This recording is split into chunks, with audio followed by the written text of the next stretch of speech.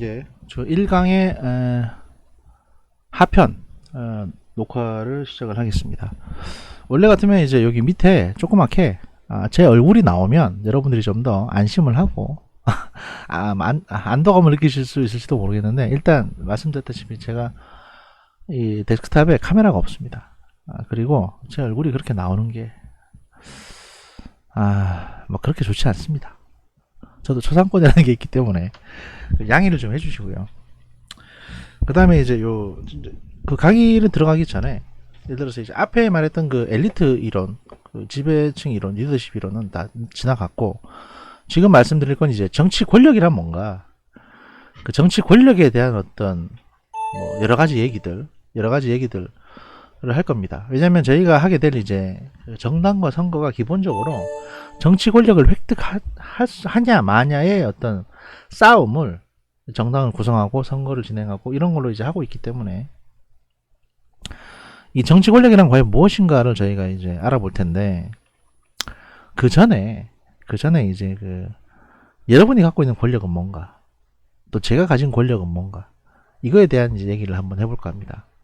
아주 짧게 하겠습니다. 무슨 말씀이냐면, 여러분들은 이제 물론 뭐 등록금을 내고 강의를 듣는 소비자 입장입니다. 그렇기 때문에 지난 학기부터 지금까지 이 코로나 전국이라는 상황에 대해서 약간 열이 받아 계시는 상황입니다. 왜냐하면 내가 돈을 냈는데 학교도 못 가고 이게 방통되냐? 내가 왜 이거를 지금 사이버대도 아닌데 내가 왜 여기서 이걸 보고 있어야 되냐? 라는 생각을 하실 수 있을 겁니다. 그래서 어떤 분들은 그런 어떤 형식성을 강화하기 위해서라도 딱 정해진 시간에, 예를 들면 뭐 오늘 3시부터 6시까지 딱 3시간 동안 실시간으로 줌이나 이런 이제 실시간 영상 회의 프로그램을 이용을 해서 다 여기에 실시간으로 참여하도록, 그 다음에 실시간으로 교수가 나와서 강의를 하고 그렇게 진행하는 경우도 있을 수 있습니다. 근데 그렇게 하다 보면 사실 녹화 강의보다 실시간 강의가 퀄리티는 솔직히 말씀드리면 훨씬 떨어지게 됩니다. 산만해지고요, 집중할 수 없게 되고, 또 나중에 이걸 다시 볼 수 있는 것도 아니고, 제 생각은 그래요. 실시간 녹화 강의보다는 사실 퀄리티가 떨어질 수밖에 없습니다. 제가 왜 그걸 느끼냐면, 제가 지금 이제 이 3시간째 지금 녹화를 하고 있는데, 원래 녹화를 하게 되면요, 예를 들어 1시간을 얘기하지 않습니까? 그러면 그게 1시간으로 끝나지가 않습니다. 자료 준비부터 시작해서 앞뒤 편집하고 뭐 이렇게 조정하고 중간에 잠깐 멈췄다가 다른 거 좀 찾아보고 다시 보완하고 하는 시간이 있기 때문에 1시간짜리 영상일 경우에는 준비하는 시간이 2시간은 들어갑니다. 그러니까 다 포함해서. 그럼 적어도 1시간은 준비하고 1시간 해야 되는 겁니다. 후작업이 그 정도 들어가는 경우도 있습니다. 어차피 또 업로드를 해야 되니까. 근데 3시간짜리 영상 같으면 아무리 못해도 한 5시간은 여기 잡혀 있어야 되는 겁니다. 물론 당연히 그렇게 해야죠. 해야 되는데, 이게 또 텀이 있으면 안 되거든요. 예를 들면 이제 실시간 강의 같은 경우에는 학생들에게 발표를 시키기도 하고, 또 학생들에게 야, 이거에 대해서 어떻게 생각하냐 질의응답을 하기도 하지 않습니까? 그런데 온라인 강의에서의 녹화 강의는 질의응답이 안 됩니다. 그렇기 때문에 예를 들어서 이런 건 있을 수 있습니다. 그럼 실시간으로 저기 왜 유튜브 같은 거 보니까 실시간 채팅으로 이렇게 해서 하시던데 그렇게 하시면 안 되냐? 그거는 구독자 1000명이 넘어가야 가능한 겁니다. 구독자 1000명이 넘어가야 가능하고요. 구독자 1000명이 안 되면 그것도 안 됩니다. 그래서 뭐 아프리카 TV라든지 여러 가지 플랫폼을 이용해 보시는데, 아직까지도 우리나라에서는 이게 좀 그렇습니다. 그래서 이제 부득이하게 녹화 강의를 할 수밖에 없고, 여러분들은 이제 제 시간에 꼭 들으시는 분들도 계시지만 제 시간에 안 듣고 건너뛰는 분도 분명히 계십니다. 그렇게 보면 자기가 건너뛰고 안 들었는데 괜히 나를 학교에 앉혀두고 공부를 시키지 않은 것 같고 돈 아깝다는 생각이 들기 시작하는 겁니다. 그래서 이제 그 불만이 쌓여요. 그리고 결국 그 불만이 어떻게 터지냐, 나중에 성적을 받아봤더니 난 분명히 열심히 한 것 같은데 내가 왜 B를 받았을까? 이건 도저히 납득을 못하겠다. 그래서 따집니다. 항의를 합니다. 근데 이제 얘기를 해주죠. 이게 사실은 97점 맞았는데 B다. 왜냐하면 A를 한 20명까지밖에 못 봤는데 네가 24등이었고 네 위에 100점부터 98점까지 전부 다 A였다. 그렇기 때문에 어쩔 수가 없다. 이 너의 리포트와 잘한 사람의 리포트를 하나 보여줄 테니 비교 분석을 해봐라. 너 같으면 이 리포트에 99점 안 주겠냐? 이렇게 설명을 해줍니다. 친절하게 해줍니다. 그럼 이제 그 얘기를 듣고 납득을 하면 다행인데, 개 중에는 납득을 못하는 사람이 있습니다. 그래가지고 성적을 왜 이렇게 주십니까? 왜 B를 주십니까 저한테? 라고 이제 납득을 그걸로 따지는 게 아니고 다른 걸로 따져요. 강의 시간이 짧던데, 또 뭐 강의 내용이 솔직히 좀 돈 아까웠다, 마음에 안 든다. 실제로 제가 지난 학기 때 돈 아깝다는 소리를 다 채점 다 매기고 성적 안 바꿔주니까 나중에 제가 사실 조심스럽게 말씀드리는데, 이런 말씀 안 드리려고 했는데 솔직히 돈 아깝더라, 이런 얘기를 들었습니다. 실제로 저 관두려고 그랬어요, 학교. 왜냐하면 이게 물론 이제 제 잘못이 없는 것도 아닌데, 소통을 안 한다, 또 강의 내용을 들어보니까 돈 아깝다는 생각이 든다, 이런 말씀은 그렇게 쉽게 하시면 안 되는 겁니다. 물론 할 수는 있어요. 여러분이 할 수 있는 권한도 있고 할 수는 있어요. 근데 그러면 적어도 성적 올려달라는 얘기 하기 전에 하든지 그래야 되잖아요, 상식적으로. 성적하고 상관없이 그냥 그 전에 얘기를 하고 하면 좋겠는데, 본인이 부탁했다가, 이게 부탁한 성적 좀 올려달라고 부탁하는 메일에는 강의 너무 잘 들었다, 상당히 유익한 강의였다, 그 다음에 어떻게 했는데 자기가 이제 졸업을 뭐 이렇게 성적이 꼭 돼야 되는데 이게 어떻게 해서 그렇다, 그러면 좀 올려주면 안 되냐. 근데 그 학생의 성적을 올려주면 다른 학생의 성적을 깎아줘야 되는 상황이 생깁니다. 일부러 깎아야 돼요. 그건 안 되잖아요.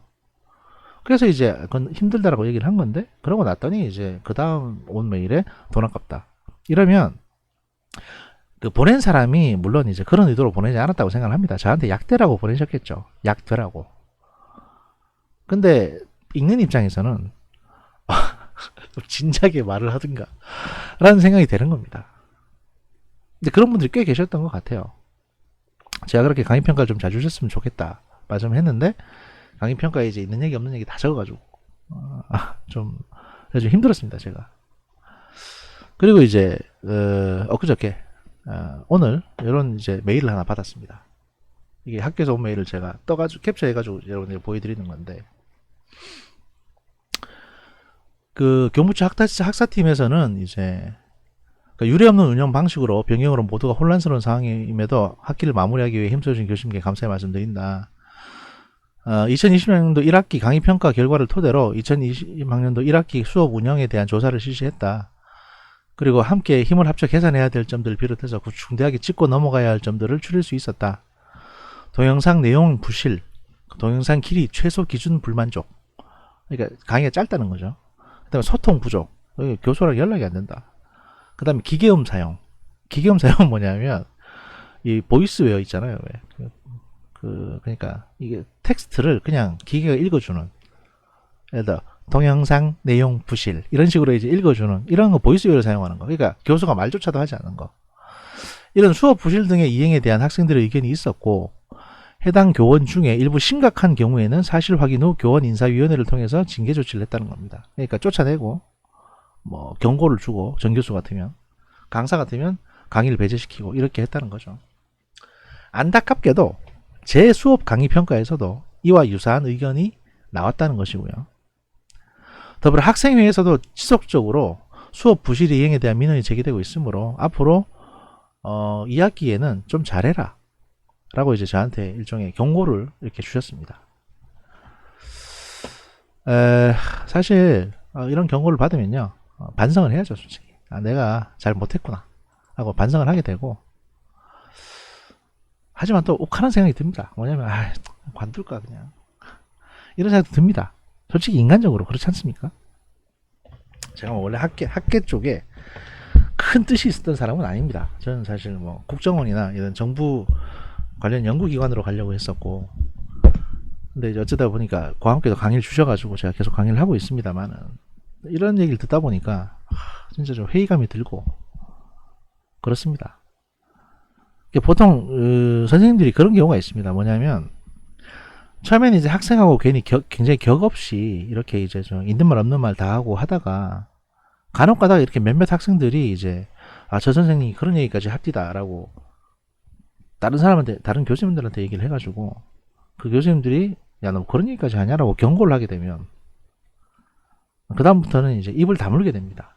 그리고 학생들에게 되게 엄격해진다거나 또는 객관적으로 그냥 소위 말해서 이제 선을 지키는 게 되는 겁니다. 지난 학기 때 이제 무슨 일이 있었냐면 제가 이제 그 공지사항을 쓰면서 좀 편하게 이제 진짜 뭐 하기 힘들다 뭐 이런 얘기를 한번 썼거든요. 그랬더니 이제 아마 그 학생은 농담 삼아 그런 얘기를 했던 것 같아요. 다른 교수님에게.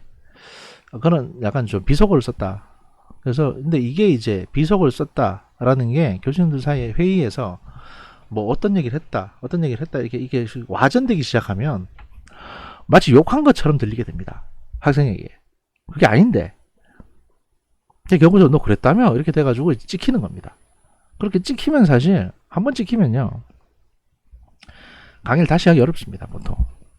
왜냐하면 선생님들도 괜히 부담스럽잖아요. 그런 애들 또 쓰기가. 게다가 요즘 얼마나 뭐 시간 강사법 때문에 강사 구하기가 쉬운데, 그러니까 강의하고 싶은 사람 많은데 수업이 없거든요.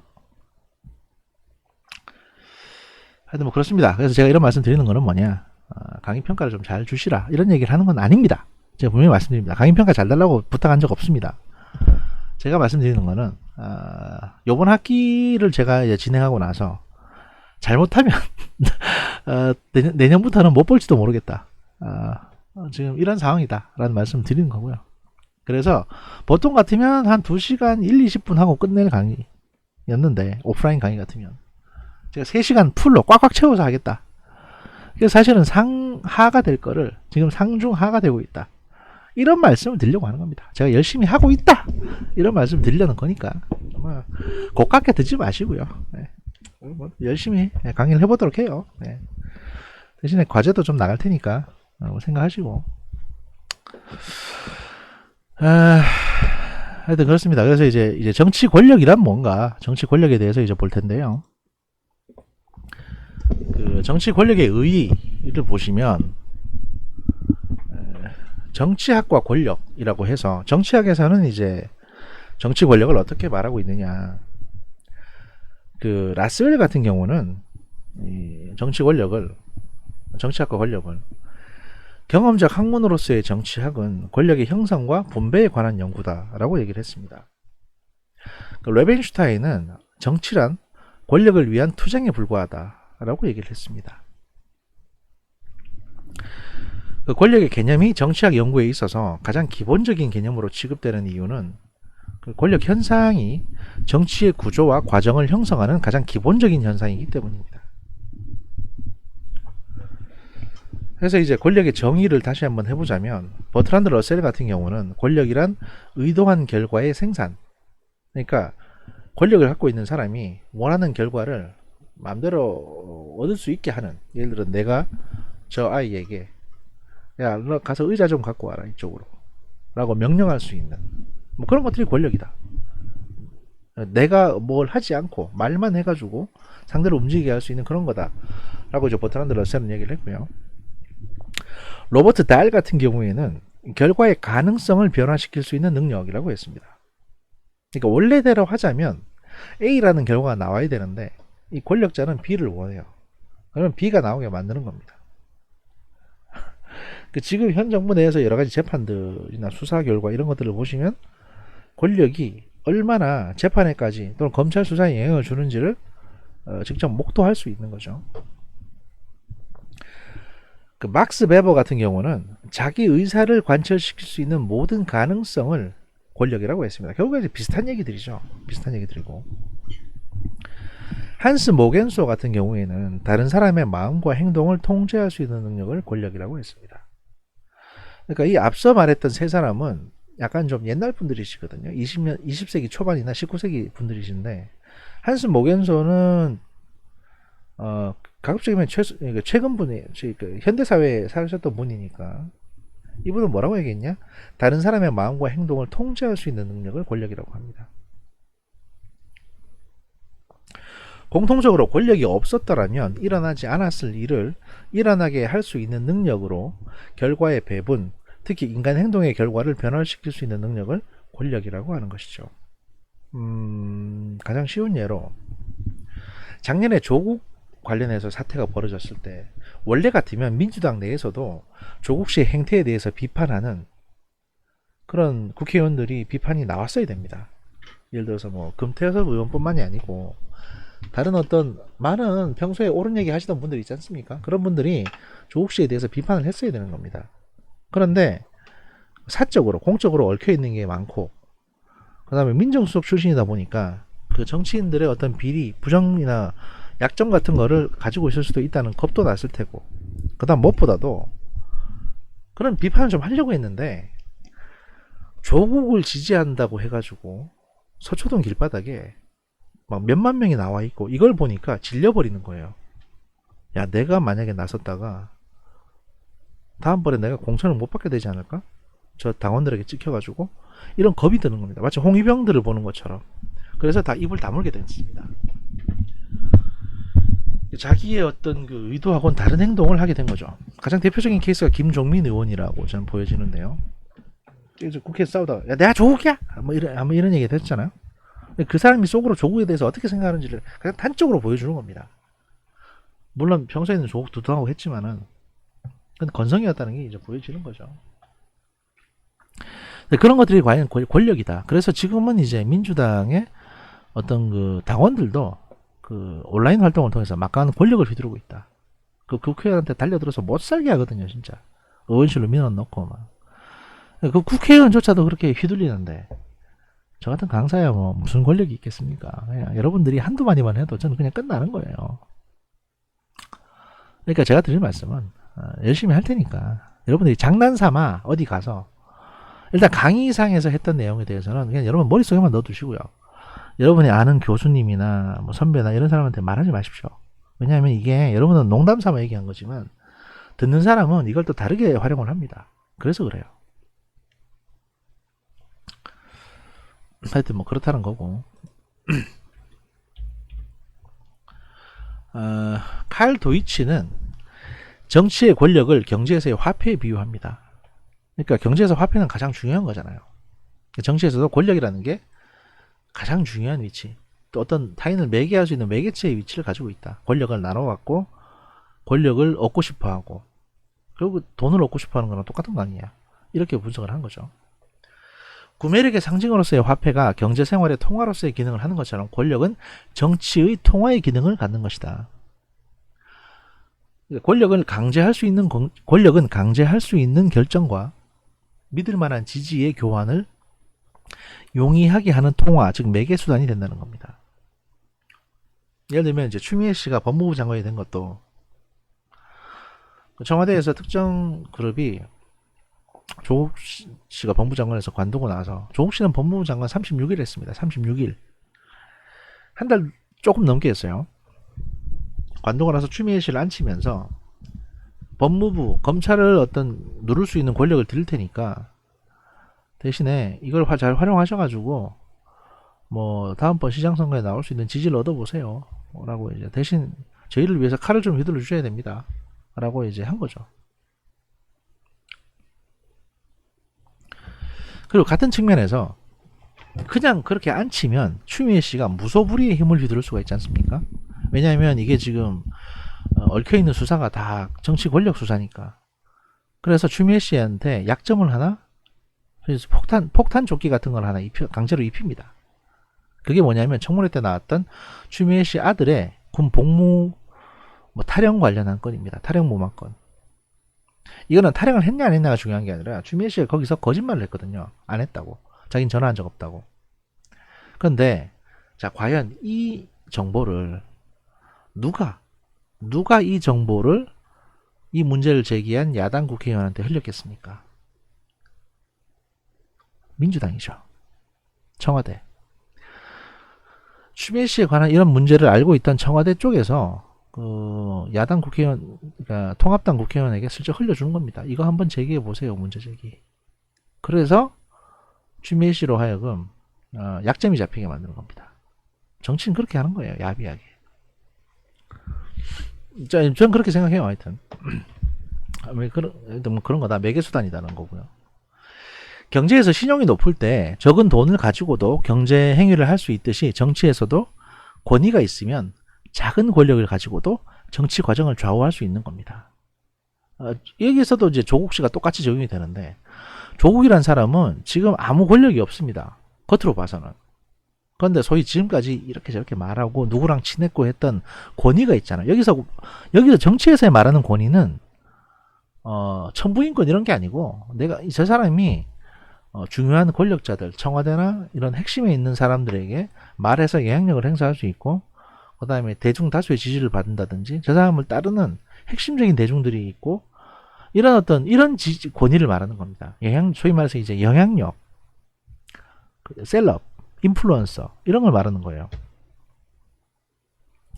그러면 그런 권위가 있다면 현재 권력이 없어도 정치 과정을 좌우할 수 있게 되는 거죠. 뭐 그런 것들을 설명을 해주는 겁니다. 관념적으로 그냥 보시면 되고요. 그리고 이제 권력 발생의 전제 조건이 있는데, 인간 관계에 있어서 소질 차이가 있습니다. 그러니까 저 사람이, 그러니까 어떤 사람은 예를 들어서 어떤 사람은 왕에 앉혀줘도 왕 역할을 못하는 사람이 있어요. 그러니까 얘는 본능적으로 왕이 안 맞는 거예요, 그냥. 여러분 주변에도 그런 사람이 있을 겁니다. 야, 쟤를 학생회장을 시켜놨더니 학생회장을 앉히고 싶은데 앉혀놓으니까, 또는 뭐 동아리의 리더로 앉히니까 일을 하나도 못한다. 쟤는 그냥 외로운 늑대, 자유인, 그렇게 살고 싶어하는 애지 뭐 책임감 있는 그런 사람도 있거든요. 아싸. 정신적으로든 물질적으로든 간에 소질이 없다. 또는 그러니까 예를 들어서 자질은 충분한데 돈이나 배경이 받쳐주지 않기 때문에 저 사람의 권력이 안 가는 경우도 분명히 있고요. 그 다음에 두 번째, 인간의 권력욕. 인간은 이제 끊임없이 자기를 확장시키려는 욕망을 가집니다. 이게 허영일 수도 있고, 요즘은 인정욕구라고 불리는데, 인간은 약간 이런 면이 있습니다. 하다못해 이런 걸 모든 걸 다 버리고 종교에 귀의하신 분들 있잖아요. 뭐 스님이 됐다, 머리 깎고 절에 들어갔다. 근데 그 안에서도 조계종 총무원장을 한다, 또는 조계종의 어떤 그 종정을 하겠다고 해가지고 막 치고받고 싸우고 이러거든요. 겉에서 보기엔 속세를 떠나신 분들인데, 그 속세를 떠나셔서 강호에 가셔가지고 저러고 계십니다. 이건 어쩔 수가 없는 겁니다. 인간의 권력욕이라는 거는. 두 명만 모여도 서로 내가 리더가 되려고 막 과시하는 게 권력이다 보니까 그건 어쩔 수가 없어요. 그리고 이제 매저키즘과 사디즘, 복종을 그냥 하고 싶은 성향이 있고요. 난 네 말 따라다니게, 이런 사람이 있고, 사디즘, 지배하려고 하는 사람이 있습니다. 야, 너 다 따라와, 내가 알아서 할게. 그래서 이제 인간은 섀도우 매저키즘적 존재다. 사디즘도 있고 매저키즘도 있는 존재다. 이렇게 설명을 합니다. 근데 이렇게만 단순히 얘기하면 와닿지가 않지 않습니까, 여러분? 뭐라는 거냐 도대체, 저게 무슨 말이냐. 그 권력 발생의 전제 조건, 이거를 권력욕, 그 다음에 확장욕구, 매저키즘, 사디즘, 이걸 다 포괄적으로 설명할 수 있는 게 있습니다. 뭐냐? 조별과제. 조별과제. 한 6명이 모여서 조별과제를 하지 않습니까? 그러면 이 안에 있는 요건들이 다 나옵니다. 그냥 무조건 앞에서 가봐요, 내가 따라갈게 라는 사람이 있고, 야, 내 말이 맞다고 따라오라고 하는 사람이 있고, 또 이제 끊임없이 자기 확장, 예를 들어서 내가 주도해서 하겠다, 여러분은 그냥 따라만 오십시오, 제가 모든 거를 다 주도해가지고, 제가 지난 학기 때 다른 과목도 조별과제 리더를 했었는데 A뿔 받았다. 그러니까 여러분들 다 A뿔 받을 수 있게 할 테니까 내가 하자는 대로만 하면 된다. 그래서 뭐 아무개 씨는 이제 갑 씨는 뭐 자료조사 하시고, 을 씨는 뭐 정리하시고 뭐 하시고 정리하고 발표는 내가 하겠다. 이래서 다 일을 나눠주는 팀장 같은 사람이 있는 반면에, 또 어떤 사람은 이런 경우가 있습니다. 여러분 6명이 할 거를 제가 혼자 그냥 자료조사해서 정리해서 발표하고 다 하겠습니다, 제가 혼자서. 여러분은 그냥 한 학기 동안 노시면 됩니다. 출석 잘 하시고 여러분한테 최소 A는 보장해 드리겠습니다. 대신에 한 분당 5만원씩 저한테 주세요. 이런 사람이 있어요. 만약에 A 못 받게 되시면 제가 4만원 환불해 드립니다. 이런 사람이 있습니다. 이것도 능력이지 뭐. 그래서 조별과제라는 걸 보면 이제 이 권력 발생의 전제 조건이나 이런 것들이 다 포괄적으로 들어있다. 그래서 인간은 그런 권력 지향적인 존재다라는 뭐 말씀을 드리는 거고요. 이게 저희가 앞으로 하게 될 그 정당과 선거, 또 정당의 어떤 운영 원리, 정당은 왜 만들어지고 어떤 형태가 있으며 또 선거는 어떻게 진행되고 어떤 걸 이용하게 되고 선거에서 이제 미디어는 어떤 걸 활용하게 되고 이런 것들을 다 포괄해서 볼 수 있는 개념이 될 겁니다. 아까 소통 얘기했는데 뭐 궁금한 거 있거나 묻고 싶은 게 있으면 언제든지 저한테 문자를 보내십시오. 그럼 제가 답변 드릴 거니까. 문자 보내고 답변 드렸는데 소통 안 된다 이런 말씀 하지 마시고 언제든지 뭐든지 하여튼 궁금한 게 있으면 연락을 하시고요. 예, 뭐 그렇습니다. 언제든지 소통하시면 됩니다. 그 다음에 이제 권력 발생의 사회적 근거. 사회적 근거는 뭐냐? 인간이 사회를 형성하여 그것을 계속 유지하고 발전시켜 나가야 할 필요성이 있습니다. 이제 그렇기 때문에 권력이 발생되는 겁니다. 첫 번째 내재적 필요성인데 사회 내의 모든 분열적 요인과 반항적 경향을 해소하고 억제하여 그 사회의 안녕 질서를 유지해 나가는 것. 이런 내재적인 필요성 때문에 권력이 필요하다 라는 게 있고요. 두 번째는 이제 외재적 요인인데 사회 밖으로부터 오는 외적의 침입과 파괴 활동을 방지하여 그 사회의 존립을 공고할 필요성이 있기 때문에 권력이 탄생되고 그 권력이 공권력을 유지하고 그 구성원들이 일사불란하게 지휘해가지고 외부로부터 오는 공격과 싸우게 하는 그것도 권력이죠. 군사 권력, 공권. 그렇기 때문에 이제 권력이 발생하게 된다는 거고요. 그러니까 나를 그냥 내 개인이 와서 살고 있는데 주변에 여러 사람들이 모여가지고 살기 시작했어요. 그 섞이실 때 갑자기 한두 사람씩 모여들어서 저기 가면 늘 불도 피워져 있고 뭐 농사도 짓고 울타리도 있고 하니까 점점 사람이 많이 모이게 됩니다. 그러면 그렇게 많이 사람이 모이니까 자율 규칙이 필요하잖아요. 이 불씨는 저희가 지켜야 되니까 이 모닥불 이거는 계속 관리해야 되니까 뭐 일주일에 한 집씩 돌아가면서 이 모닥불 불을 관리하는 당번을 정해서 관리를 하고요. 그 다음에 또 일주일에 밤에는 이 울타리를 지켜야 되니까 한 집에서 한 명씩 나와가지고 울타리 경계를 하는 야간 순찰 활동을 하시고요. 이렇게 이제 구석기 시대에도 이런 소위 말해서 그 나눠 갖는 역할을 했을 겁니다. 어떤 그 책임을 나눠 갖고 소위 말해서 뭐라고 해야 됩니까? 그걸 의무적으로 뭔가를 해야 되는 것들이 있을 텐데 이거를 조정하고 나눠주는 그리고 몇 월 며칠 날은 누가 나와서 하시고 이거를 결정하는 게 이제 그 권력이죠. 이 결정하는 촌장의 권력이 이 사회 때는 권력이었을 거고요. 공동체가 운영되기 위해서는 누군가는 이걸 결정을 해야 되고 그러다 보니까 촌장이 하는 거고요. 그렇게 권력이 발생하는 겁니다. 6개 부족이 모여가지고 뭔가 왕을 정하자고 해서 만든 게 이제 화백회의고 뭐 그런 식입니다. 늘. 그러니까 여러분이 예전에 고등학교 때 배웠던 국사에서 나왔던 이제 고대 국가의 발전 과정 이런 것들이 다 여기 포괄적으로 들어가 있는 거예요. 그러니까 여러분 머릿속에 잠재의식 속에는 이런 내용이 다 있어요. 아, 그게 그런 거구나. 근데 이제 이것과 이거를 연결을 못 시켜서 그런 거지.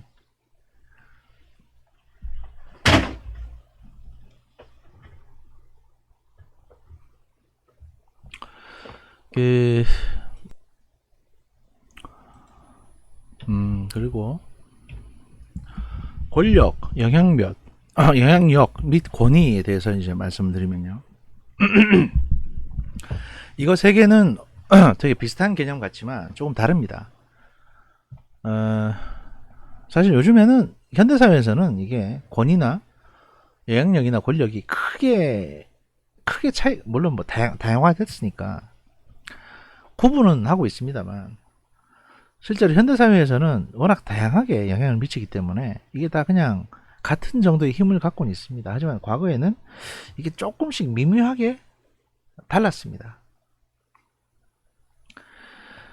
그 권력에 의한 결정을 받아들이게 하는 가장 효과적인 방법은 강제력이죠. 또 가장 직접적인 강제력은 신체에 가해지는 물리적인 힘입니다.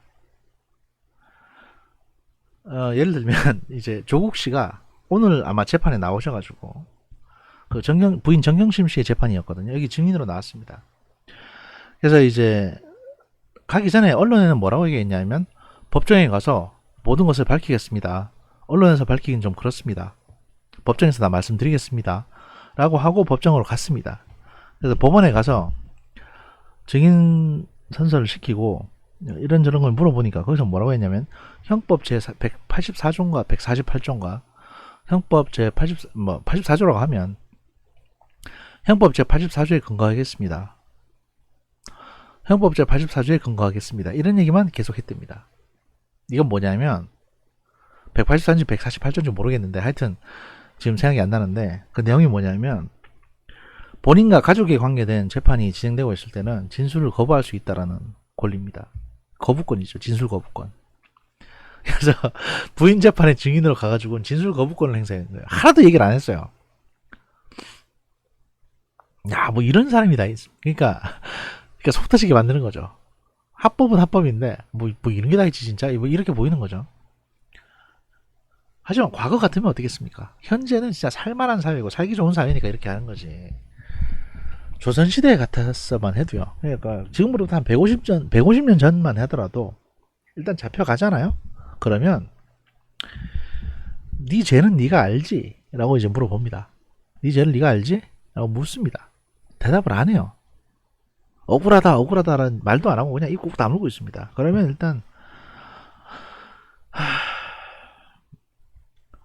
야 저기 주리를 틀어라 라고 합니다. 그 주에서 주리를 틀어요. 주리가 뭐냐면 이게 나무 의자에 앉히고 손과 발을 결박을 합니다. 사지를 묶고 그 다음에 그 긴 막대기를 갖다가 좀 두껍고 긴 봉입니다. 봉 아주 두꺼운 막대기인데 이거를 다리 사이에 양쪽에 끼워 넣습니다. 그리고 이걸 이제 양측에서 잡아 당깁니다. 그러면 어디가 자극이 되냐 하면 그 여러분 이제 허벅지 안쪽에 있잖아요. 안쪽 허벅지 있는 부분. 그러니까 그 가랑이를 연결하는 그 허벅지 안쪽에 대동맥이 지나거든요. 여기를 꽉 조이는 겁니다. 이거 굉장히 아프거든요. 얼마나 아프냐면 여러분 지금 안쪽 허벅지를 손으로 한번 이렇게 꾹 집어 보십시오. 꼬집어 보세요. 꼬집는 게 아니라 그냥 꽉 쥐기만 해도 아프거든요. 졸라게 아픕니다. 이거를 막대기로 끼워 넣고 힘껏 당기는 겁니다. 이게 주리를 트는 거예요. 이러면 이 고통 때문에 어지간하면 사실대로 말할까? 라는 고민을 하게 됩니다. 이게 가장 직접적인 강제력인 거죠. 이거 사실 이렇게 하지 않을 수가 없습니다. 그리고 왜냐면 거기에 익숙해져 있으니까. 게다가 기본적으로 다 이제 못 배운 사람들이 돼가지고 과거에는 그렇습니다. 교육 수준이 낮고 그러다 보니까 예를 들어 많이 배웠으면요, 사실은 많이 배운 사람들 같은 경우에는 이런 행위를 못하죠. 그러니까 말로 해결할 수 있습니다. 왜냐하면 일단 많이 배웠다는 거는 뭐냐면 내가 제대로 말을 안 하면 맞겠구나. 괜히 몸이 힘들겠구나. 근데 내가 인정을 할 때까지 계속 힘들게 하겠구나. 그러면 그냥 인정하고 자비를 구하는 게 나을지도 모르겠다. 이렇게 생각하는 부류가 있는 반면에 또 많이 배웠으면 아니 그래도 저도 양반인데 저한테 왜 이렇게 자꾸 왜 자꾸 때립니까 사람을. 이렇게 대들 수도 있는 거니까. 하여튼 많이 배운 사람한테는 이렇게 하지 않고 많이 못 배운 애들한테 이렇게 합니다. 왜냐면 걔들 일단 버텨요. 지가 어떻게 알겠어 이러면서 막. 그러면 지 몸이 힘들면 사실대로 얘기해야지. 보통 이렇게 하는 경향이 있고 또 평소에 많이 맞아오던 사람들이 있습니다. 멋습니다. 이제 노비 생활을 하면서 이런 사람들이 죄를 졌을 경우에는 본인이 평소에 내가 좀 맞아봤기 때문에 버틸 수 있다고 생각을 해요. 그래서 말을 안 하거든요. 이런 애에게는 더 심한 고통을 주면 굴복을 합니다. 이게 사실은 가장 빨리 수사를 끝낼 수 있는 방법이기도 하고요. 또 어떻게 보면 그 피의자 범인에게 가장 적게 고통을 주는 방법이기도 해요. 빨리 끝나니까. 그리고 이제 그 과거에 수사력이 그렇게 뛰어나지 않았기 때문에 어떤 적당한 정황 증거 외에 어떻게든 자백을 얻어야 되니까 이렇게 하는 겁니다. 과거에도 자백이라는 게 되게 중요했습니다. 조선시대 때도 자백을 안 하면 사형이나 이렇게 중형을 내릴 수가 없었어요. 어떻게든 자백을 받습니다. 그게 중요했기 때문에 자백을 받기 위해서 이렇게 하는 거고요. 자백을 했다는 거는 그 사건은 끝나는 거니까. 지금 만약에 조선이었다면 조국은 벌써 곤장을 맞아도 곤장을 맞아도 몇 대를 맞았을 겁니다. 하여튼 뭐 그렇게 강제력이 중요하다는 것이고요. 국가는 이제 물리적인 폭력을 합법적 독점을 통해서 권력을 행사합니다. 그래서 경찰관들이 권총을 차고 다니고 수갑을 차고 다니는 겁니다. 여러분들이 권총이나 수갑을 차고 다니다가 물론 허가를 받으면 차고 다닐 수는 있습니다. 그런데 경찰관은 그거를 행사할 수가 있습니다. 그러니까 타인에게 수갑을 채워서 이렇게 그 사람의 행동을 억제할 수가 있는 겁니다. 경찰관은 그런 권력이 있어요. 근데 여러분들이 만약에 그런 권력이 없는데 저희가 마음에 안 든다 또는 뭐 저게 나를 때리려고 든다 이래가지고 그 사람에게 대해서 수갑을 채워서 억제를 하잖아요. 그러면 그 순간 여러분은 감금죄를 저지르시는 게 됩니다. 그러니까 감금죄의 범죄를 저지르시는 게 되기 때문에 그렇게 하시면 안 됩니다. 그게 여러분이 이제 공권력이 없는 걸 말하는 거고요.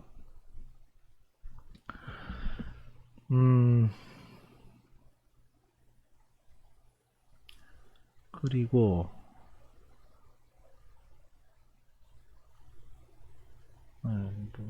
별거 아니고 그래서 여러분이 만약에 타인에게 수갑을 채운다 그러면 그건 여러분이 그 사람의 동의를 얻고 뭐 수갑을 채우는 방법은 있습니다. 근데 그거는 여기서 말씀드릴 수 있는 사항은 아닐 것 같습니다. 다음.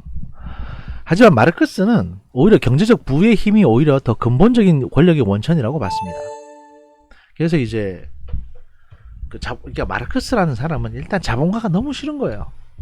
그래서 자본주의 사회에서는 국가라는 어떤 공인받은 권력인 국가보다도 자본가들이 경제적인 힘으로 그 권력자들조차도 구워 삼고 그러고 있는 거 아니냐 이렇게 본 거죠. 이런 측면에서 마르크스는 지금으로부터 한 20, 30년 전에 이 어떤 현실을 제대로 본 겁니다. 물론 이제 그게 그 시대 때는 그게 맞았는데 지금은 그게 안 맞는 겁니다. 왜냐하면 계속 자본주의는 보완을 해왔거든요. 그리고 이제 영향력이라는 게 있습니다. 오늘날 사람들이 추구하는 가치는 매우 다양하기 때문에 물리적 힘이나 경제적 부만으로 다른 사람이나 집단의 행동의 결과를 변화시킬 수는 없습니다. 종교적 신앙이나 개인적인 명성, 학력과 같은 심리적 강제력이 필요합니다. 이러한 심리적 강제력은 영향력이라고 말합니다. 영향력은 개인 또는 집단 상호 간의 관계로서 나타나 어떤 한쪽이 다른 쪽에다 미치게 하는 힘으로 넓은 영역에 걸쳐서 여러 가지 형태로 나타납니다. 권력 역시 영향력의 일부이며 특히 정당성을 가진 결정력이라고 할 수 있습니다. 반면 영향력은 정당성하고는 상관이 없습니다. 한 개인이 뭐 종교적인 신앙이나 개인적인 명성으로 그 영향력을 가질 수 있기 때문입니다. 예를 들면 어제 문재인 대통령이 간호사 여러분 감사합니다 막 이런 글을 썼다가 의사하고 간호사 갈라치기 하냐 국민들을 분열시키냐 뭐 이런 욕을 먹었거든요.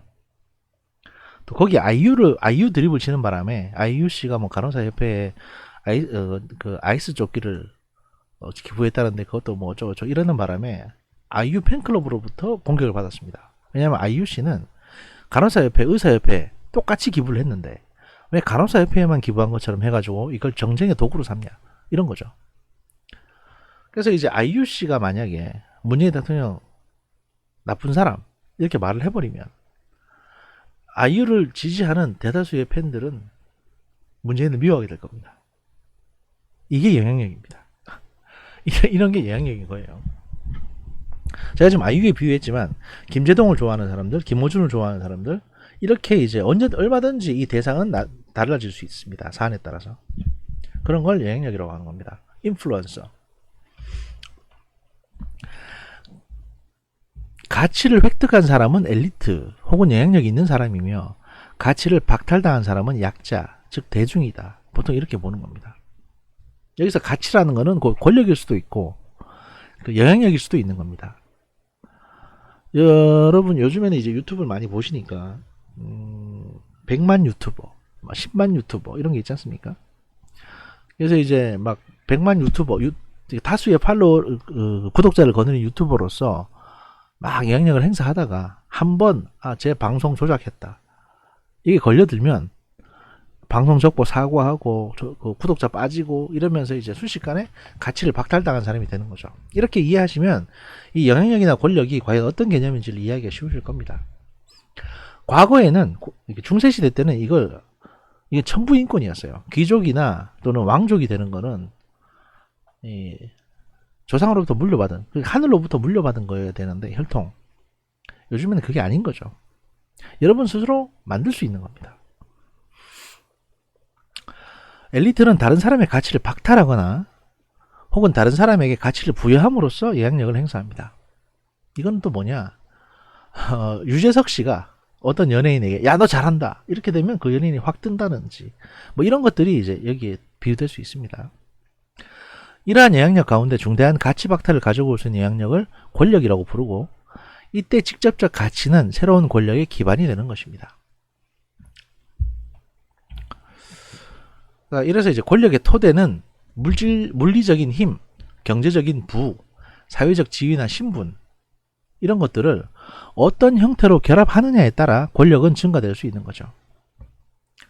그리고 권위라는 게 있는데 아까 이제 권력 얘기했고 그 다음에 영향력 얘기했으니까 이제 권위는 뭐냐? 물리적 강제나 심리적인 호소, 설득 또는 협상에 의하지 않고서도 다른 사람의 행동을 변화시킬 수 있을 때 권위를 가지고 권력을 행사한다고 합니다. 정치 권력에는 물리적 계기로서의 강제와 심리적 계기인 정당성이라는 두 가지 측면이 가지고 있는데 정당성이라는 심리적 계기는 복종자들이 그들에게 행사되는 권력을 정당한 것으로 인정해서 자발적으로 신복하는 경우를 얘기합니다. 그래서 여기서 권위는 뭐냐면 이런 겁니다. 제가 이제 강의를 하고 있는데 여러분들이 제 강의를 듣지 않습니까? 그러고 그런가 보다 하고 생각을 하지 않습니까? 이게 제에 대해서 알아봤더니 정치학 박사학위가 있더라. 그러면 박사가 얘기하는 건데 맞겠지. 그렇지. 이게 권위입니다. 그런데 저하고 똑같은 얘기를 어떤 사람이 하고 있는데 걔는 여러분과 같은 학부생이에요. 그러면 그 사람의 이야기에 대해서 맞나? 아닌가? 뭐 얘기는 그럴듯하게 하네 라고 생각하는 거, 이게 이제 권위가 없다는 겁니다. 이거는 그 사람이. 그러니까 권위라는 건 어떻게 보면 심리적으로 와닿는 권위도 있을 수 있지만 겉으로 드러나는 권위도 되게 중요한 겁니다. 그게 중요한 거예요. 그래서 사람들이 명문대에 가서 졸업장을 따려고 하고 더 공부해서 사회적으로 인정받는 자격증이나 뭐 학위나 또는 의사 자격증, 변호사 자격증 이런 것들을 따려고 하는 이유가 바로 이 권위를 확보하기 위해서 그런 겁니다. 조국 씨는 법무부 장관이라는 권력을 가졌지만 변호사라는 권위가 없었기 때문에 늘 조롱의 대상이 됐죠. 물론 본인 스스로는 계속 저 법대 교수입니다, 서울대 법대 교수입니다 라고 했지만 그 사람의 논문이 상당 부분이 이제 표절이 된 것으로, 뭐 수준은 약하다고 하지만 표절된 논문이 많았던 것으로 이제 드러났고, 이렇게 되다 보니까 그래도 교수인데 야 그래도 법대 교수지 않냐 라고 해서 사람들이 따랐는데 그 행실이 뭐 애들을 부정 입학시키고 위조를 하고 밥 먹듯이 하고 막 이런 행실, 또 자기 본래 직무였던 민정수석 업무에서 부패한 공무원을 봐주고 이런 것들이 보였기 때문에 야 쟤는 뭐냐 도대체 이렇게 돼서 이제 갖고 있는 권력마저 정당하게 행사할 수 없었고, 그래서 한 달 조금 넘게 하다가 법무부 장관을 관두게 된 게 바로 그 때문입니다. 그거는 권력을 갖고 있긴 했지만 그리고 영향력도 있었지만 권위가 부족했기 때문에 발생한 일인 거죠. 이렇게 권력과 영향력과 권위는 별개의 개념입니다. 또 이게 다 있어야 강력한 권력을 행사할 수 있는 거기도 합니다. 이걸 정치 권력에서 설명을 다시 해보자면, 한 가지 예만 더 들자면 대통령이 됐어요. 예를 들어서 보통 대통령은 정해진 절차가 있습니다. 뭐 국회에서 이렇게 투표해가지고 대통령을 하든 아니면 국민투표를 통해서 대통령이 되든 뭐 나라마다 좀 다르긴 한데 그런 절차가 있는데 아프리카에서 구테타로 예를 들어서 군인들을 사용해서 기존의 지도부를 다 죽이고 체포하고 야 내가 오늘부터 대통령이야 라고 했을 때 그 사람은 정치 권력을 가지긴 했지만 권위를 가진 건 아니죠. 자기 스스로 그거를 차지했으니까. 그럼 그 사람은 대통령이 아닌 겁니다. 국제사회가 그 사람을 대통령을 인정하지 않아요. 그럼 그 사람은 권위가 없는 겁니다. 반면 또 이런 것도 있습니다. 푸틴 대통령 같은 경우에 대통령을 쭉 하다가 이제 갑자기 대통령을 이제 임기가 다 돼서 관두고 러시아 총리를 합니다. 그 위에는 다른 사람이 대통령이 돼요. 그 사람이 한 8년 정도 하고 4년인가 몇 년인가 하고 또 관두니까 푸틴이 다시 또 대통령이 됩니다. 이게 연임을 몇 번 할 수 없다는 규정 때문에 그렇게 된 건데 지금은 그 규정이 바뀌었거든요. 그래서 푸틴이 총리였던 시절이 있습니다. 대통령 하다가 총리가 됐다가 다시 대통령 하고 있는 거예요, 지금. 근데 러시아 총리가 블라디미르 푸틴인데 누구도 그 사람을 총리라고 생각을 안 해요. 대통령이라고 생각하지. 이게 권위입니다. 실제 정치 권력은 국무총리 권력을 갖고 있는데 이 사람은 대통령의 권위를 갖고 있는 겁니다. 그러니까 메드베데프 대통령하고 대화하는 게 아니라 다 푸틴하고 얘기를 해요. 대통령 따로 있는데 푸틴이 뭐 그럼 저도 그걸 좋게 생각합니다라고 하면 이제 됐구나라고 생각을 하는 겁니다. 이게 권위예요. 그런 차이가 있다는 거 명심해 주시고요. 권력의 본질, 그 다음에 권력의 특질까지 연결되기 때문에 권력의 본질은 저희가 다음 시간에 하는 게 좋을 것 같습니다. 지금 시간이 47분 넘어가고 있기 때문에 첫 강의 때부터 너무 달린 것 같습니다. 제가 뭐 여러 가지 좀 우울하기도 했고 뭐 또 마음을 내려놓기도 했고 하는 부분이 있어서 그런 거고요. 그 제가 강의 초에 이 영상 초에 공지를 못했는데 제가 블랙보드에도 공지를 하겠습니다만 그 여러분들께서 그냥 개별적으로 그 기말고사 대체 레포트 주제를 선정해가지고 그냥 하지 마시고 제가 뭐 그 생각이 들었다가 공지를 못했는데 일단 여러분들이 할 주제를 정하셔가지고 내가 왜 이 주제를 정했는지 A4 용지 한 장 정도로 정리를 해서 그 주제명이랑 어떤 걸 하고 싶다라는 주제명이랑 그 다음에 그 주제를 정하게 된 계기에 대해서 이제 A4 용지 한 장 정도로 정리를 하셔가지고 9월 24일까지 제출하십시오. 9월 24일까지 제 이메일로 보내주시면 제가 그 이메일을 취합을 해서 그 다음 주 강의 시간 때 그걸 하나하나 소개하면서 이건 어떤 방향으로 가는 게 좋겠다, 이건 어떤 의미가 있다, 이렇게 하나하나 소개하는 시간을 좀 갖도록 하겠습니다. 그래서 9월 24일까지 여러분이 기말고사 대체 리포트로 제출할 연구 주제에 대해서 고민을 하셔가지고 그걸 A4 용지 한 장 정도로 정리를 해서 저한테 보내주시라 라는 말씀을 드리고요. 이번 주 강의는 이걸로 마무리하도록 하겠습니다. 감사합니다.